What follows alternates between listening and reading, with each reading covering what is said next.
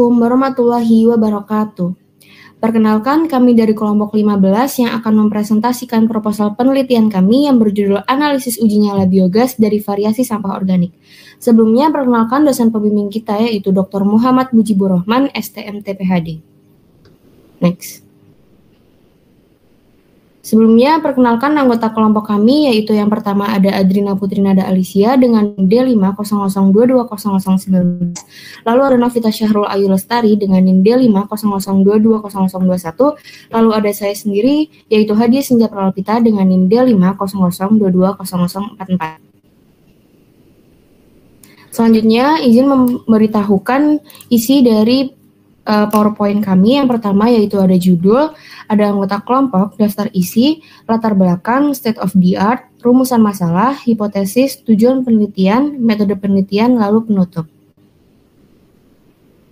Oke, yang pertama ada latar belakang. Sekitar 60% sampah nasional Indonesia berasal dari bahan organik seperti sisa makanan, tumbuhan, dan juga limbah pasar. Sampah ini dapat diolah menjadi produk yang bermanfaat seperti pupuk, pakan ternak, atau energi biogas, yang mengurangi volume sampah sekaligus memberi manfaat ekonomi dan lingkungan. Biogas yang terutama terdiri dari metana atau CH4 dan karbon dioksida atau CO2 dihasilkan melalui proses anaerob menggunakan mikroorganisme untuk mengurai organik. Selanjutnya, state of the art. Yang pertama, kami input dari jurnal Wardana DKK 2021 dengan judul Pemanfaatan Limbah Organik Kotoran Sapi Menjadi Biogas dan Pupuk Kompos. Dari jurnal tersebut dapat dideskripsikan bahwa biogas merupakan gas yang terbentuk melalui proses fermentasi anaerobik dari bahan organik, contohnya seperti kotoran manusia dan hewan.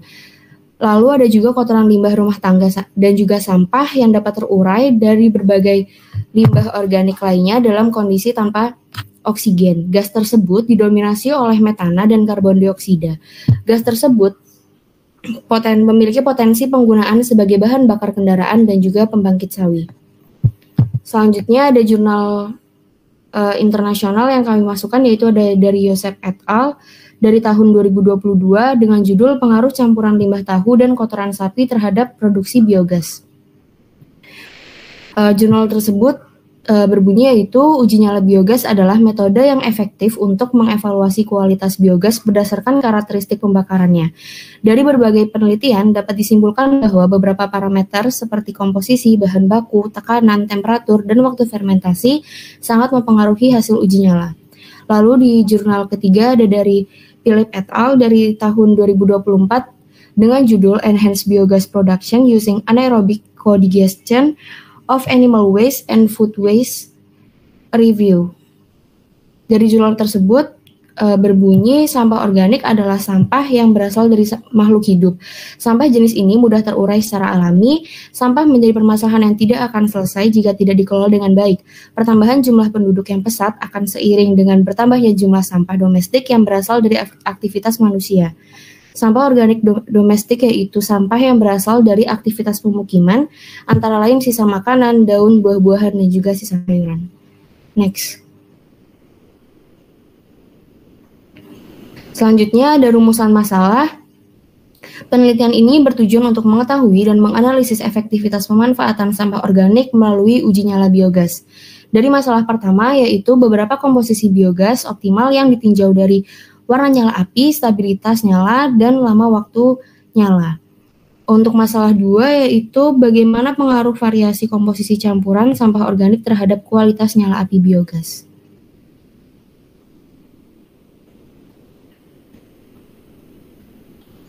Yaitu ada hipotesis. Hipotesis utama pada proposal kali ini menggunakan variasi komposisi campuran sampah organik dan fase sapi secara signifikan mempengaruhi kualitas biogas yang dihasilkan, khususnya karakteristik nyala api dalam hal kestabilan dan intensitas. Dan yang kedua ada hipotesis turunan, yaitu yang pertama, semakin optimal perbandingan rasio karbon dan nitrogen dalam campuran bahan baku, semakin tinggi kualitas biogas yang dihasilkan, ditandai dengan nyala api yang stabil dan intensitas yang optimal. Yang kedua yaitu penambahan fase sapi sebagai inokulum dalam campuran akan menghasilkan nyala api dengan warna biru yang lebih stabil dan durasi yang lebih lama. Dan yang terakhir yaitu campuran bahan organik dengan konsentrasi karbon yang lebih tinggi akan menghasilkan biogas dengan efisiensi pembakaran yang lebih baik dibandingkan campuran lainnya. Next. Selanjutnya yaitu tujuan penelitian. Tujuan yang ingin dicapai dalam penelitian ini adalah untuk mengetahui dan menganalisis efektivitas pemanfaatan sampah organik. Adapun tujuan yang lainnya yaitu yang pertama, mengurangi volume sampah yang harus ditangani serta membantu mengurangi masalah pencemaran dan memperbaiki kualitas lingkungan. Yang kedua, untuk menganalisis karakteristik nyala api yaitu warna, intensitas, dan durasi nyala dari biogas yang dihasilkan dari berbagai komposisi sampah organik. Next. Selanjutnya yaitu metodologi penelitian. Yang pertama, rancangan penelitian. Penelitian ini menggunakan beberapa variabel, di antaranya variabel bebas yang meliputi waktu uji nyala dan komposisi sampah organik, serta variabel terikat yang mencakup kualitas nyala api. Variabel kontrol yang digunakan dalam penelitian ini adalah jenis pelarut dan temperatur reaksi. Penelitian ini merupakan penelitian kuantitatif dengan pendekatan eksperimen yang bertujuan untuk mengetahui dan menganalisis efektivitas pemanfaatan sampah organik dalam uji nyala api. Metodologi penelitian kami dirancang untuk memastikan kualitas uji nyala api pada sampel. Next.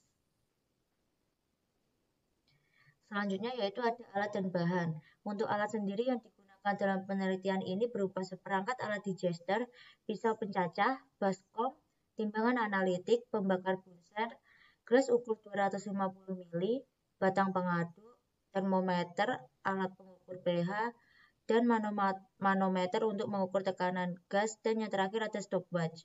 Dan bahannya yaitu berupa sayur basah, sampah sisa makanan, dan kotoran sapi. Next. Selanjutnya pada metode penelitian, pada bab variabel yang digunakan ada 3 yaitu variabel bebas, terikat, dan kontrol. Pada variabel bebas, suhu, pH, waktu fermentasi atau pengolahan. Dan pada variabel terikat menggunakan kualitas nyala api, kadar metana, dan juga volume biogas yang dihasilkan. Kemudian pada variabel kontrol menggunakan volume limbah sisa makanan, kelembapan udara, dan juga air.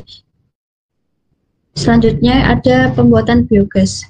Yang pertama, memasukkan campuran sampah organik dan air ke dalam reaktor biogas, kemudian ditambahkan inokulum ke reaktor untuk mempercepat proses fermentasi. Selanjutnya, pastikan reaktor tutup rapat untuk menghindari kebocoran gas, dan yang terakhir, membiarkan fermentasi berlangsung selama durasi tertentu. Misalnya, pada 15-30 hari dengan pemantauan tekanan gas dan pH pada setiap hari. Selanjutnya yaitu uji nyala biogas. Untuk yang pertama, hubungkan keluarkan gas dari digester ke burner melalui pipa gas. Kemudian nyalakan gas menggunakan korek api atau pemantik. Selanjutnya, amati warna, kecerahan, dan juga stabilitas nyala api. Yang terakhir untuk mencatat pembakaran serta perbandingan dengan jumlah gas yang dihasilkan. Selanjutnya yaitu pada jadwal penelitian. Bulan pertama itu perizinan menggunakan laboratorium teknik kimia UMS, kemudian ada pembelian alat dan bahan, selanjutnya ada proses pretreatment bahan baku. Pada bulan kedua dilanjut dengan proses pengolahan bahan baku dan juga proses fermentasi. Demikian presentasi dari kelompok kami. Apabila ada kesalahan, kami mohon maaf. Sekian dan terima kasih. Wassalamualaikum warahmatullahi wabarakatuh.